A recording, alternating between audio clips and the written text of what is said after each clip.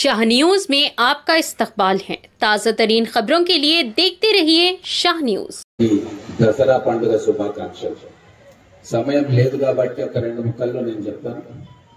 ఈ రోజు సామూహికంగా రావణ దహనం చేసుకుంటా ఉన్నాం। దీనికి అర్థం పరమార్థం ఏంటంటే 10 తలల రావణాసురుడిని ఊరందరి సమక్షంలో ఒక పెద్ద ప్రతిమ పెట్టి పిల్ల పాపలు పెద్దలు చూస్తుండగా ఎందుకు దహనం చేస్తామంటే రావణుడి 10 తలలు మనలో ఉండే 10 దుర్గుణాలకు సంకేతం।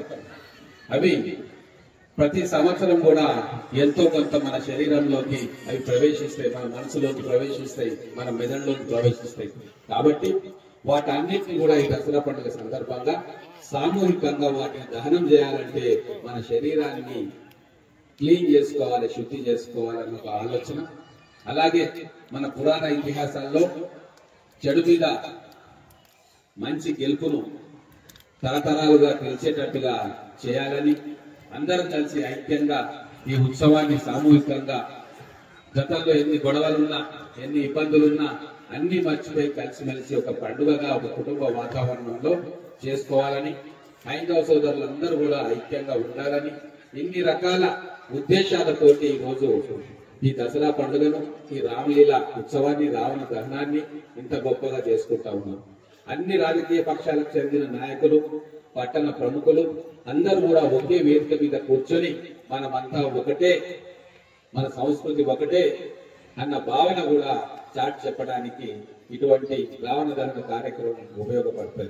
కాబట్టి వేలాదిగా మీరందరూ తరలి వచ్చారు। మీ అందరికీ మరొకసారి దసరా పండుగ శుభాకాంక్షలు తెలియజేసుకుంటూ ఈ దసరా అద్భుతంగా జరగాలి। పోయినసారి అమ్మవారి దీవెనలు మన మీద నిండుగా ఉండే, వర్షాలు పడ్డాయి, మనకు అనేక కార్యక్రమాల్లో అమ్మవారి అండబలం దక్కింది। మనకు ఇంజనీరింగ్ కాలేజీ వచ్చింది, IIIT వచ్చింది, అలాగే అనేక డెవలప్మెంట్ వర్క్స్ కూడా రాష్ట్ర కేంద్ర ప్రభుత్వాల సహకారంతో మనం సాధించుకున్నాం। ఇవన్నీ అమ్మవారి కృప మన మహబూబ్ నగర్ జిల్లా మీద, మహబూబ్ నగర్ ప్రజల మీద, తెలంగాణ రాష్ట్రం మీద గతంలో ఉన్నట్టుగా భవిష్యత్తులో కూడా వారి కృప మనకు మీద ఉండాలని కోరుకుంటూ సెలవు తీసుకుంటా ఉన్నాను। జై తెలంగాణ, జై హింద్।